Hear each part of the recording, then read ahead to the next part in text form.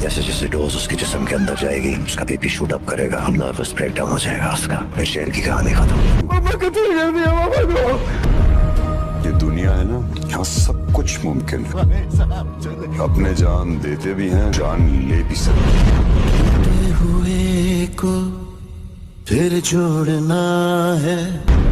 जिस तरह उसने मुझे जमीन किया ठीक उसी वसीयत से सिसकते एड़ियां रगड़ते रगड़ते मर।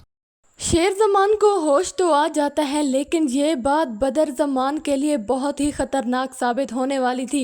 इसलिए उसने फ़ौरन ही डॉक्टर को बुलाया और जैसे ही शेर ज़मान को होश आता है तो वो वहीं पर जाकर डॉक्टर को कुछ पैसे देता है और उसे लालच देकर उससे कहता है कि तुमने शेर के जिस्म में एक ऐसा इंजेक्शन लगाना है कि शेर का जहनी तवाज़ुन ठीक ना हो और वो किसी को भी पहचानने से इनकार ना करे। बदर ज़मान ये सारी बातें और ये सारी चालें इसलिए कर रहा है क्योंकि वो ये बात जानता है कि शेर बहुत अक्लमंद है और उसे ये बात मालूम हो चुकी थी कि फैक्ट्री में आग लगने की चाल उसके चाचा नहीं चली है। इसलिए यहाँ पर बदर ज़मान खुद को बचाने के लिए शेर की ज़िंदगी के साथ खेलने वाला है और डॉक्टर्स भी उसके साथ मिल जाते हैं और शेर के जिस्म में एक ऐसा इंजेक्शन वो लगा देते हैं कि शेर हर किसी को मारने पीटने पर तुल आता है।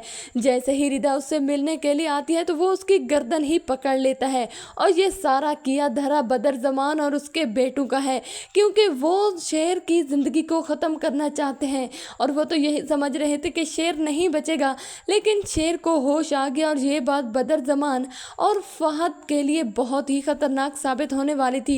इसलिए उन्होंने इस रास्ते से अपने कांटे को हटाने के लिए डॉक्टर्स का इस्तेमाल किया और फिर जो इंजेक्शन उसे लगा रहा है वो भी पैसे ले रहा है। ये बात किसी को भी मालूम नहीं है सिवाय बदर ज़मान और डॉक्टर के। लेकिन जहाँ पर शेर का जहनी तवाज़ुन मुकम्मल तौर पर ख़राब हो जाएगा वो तो अपनी माँ तक को पहचानने से भी इनकार कर देगा।